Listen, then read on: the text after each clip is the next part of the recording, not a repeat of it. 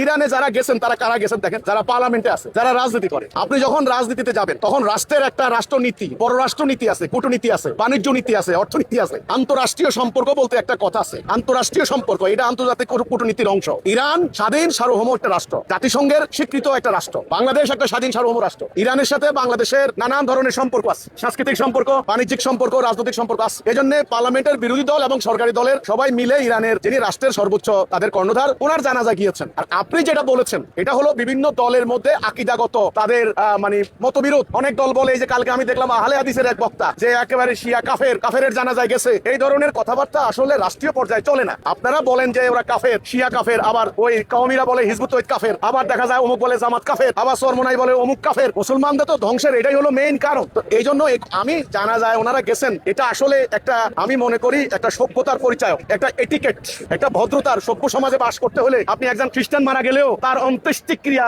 রাষ্ট্রীয় কর্মকর্তা হিসেবে দাওয়াত দিলে আপনাকে যেতে হয়, এটা ভদ্রতার পরিচয়। আল্লাহর দিন এত অভদ্র লোকের জায়গা না, আল্লাহর দিন এত সংকীর্ণ না, আল্লাহর দিন এত ছোট লোকের জন্য না আল্লাহর দিন। কাজে ইউরোপের কোন রাষ্ট্রপ্রধান মারা গেলেও সেখানে বাংলাদেশের নেতৃত্ব যাইতে হবে। এখন যারা বলে শিয়া কাফের, জানাজায় গেল কেন, ওদেরকে আবার আরেকজন কাফের বলে, এগুলা দিয়া শুনেন, এই ধরনের মাসলা মাসাইল, এই ধরনের মতবিরোধ বা এই ধরনের ফতোয়া, এই ধরনের আকীদাগত বিরোধ মাদ্রাসায় চলে, এখানে গোত্রে চলে, কিন্তু রাষ্ট্রীয় পর্যায়ে এই ব্যাপারগুলি চলে না।